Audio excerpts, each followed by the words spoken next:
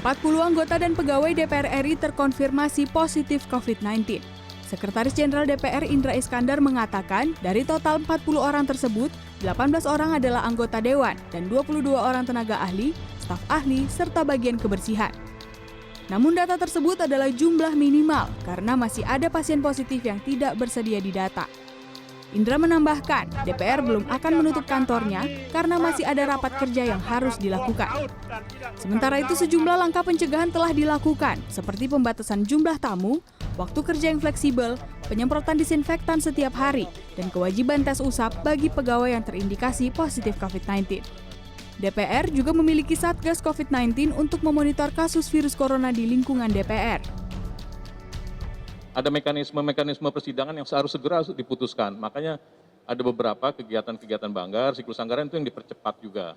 Itu bagian dari untuk memutuskan fungsi anggaran di DPR.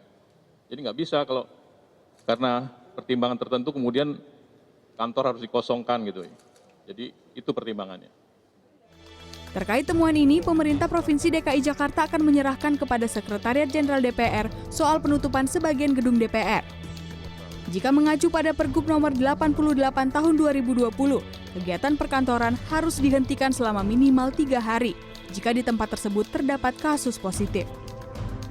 Jadi kami menyerahkan pada pimpinan DPR dan Kesekjenan mengenai situasi kondisi di DPR, karena itu kan wilayah dari Senayan dan pemerintah pusat ya. Kalau mengatur pada Pergub ya, yang ada memang apabila ada yang terpapar maka gedung itu harus ditutup sementara 3 hari. Sebelumnya, Wakil Ketua DPR Aziz Syamsuddin menyebut DPR telah melakukan langkah preventif seperti membatasi jumlah orang yang hadir dalam rapat hingga mempercepat masa reses. Masa reses DPR dipercepat dan dimulai pada 6 Oktober dari sebelumnya 9 Oktober. Tim Liputan, CNN Indonesia.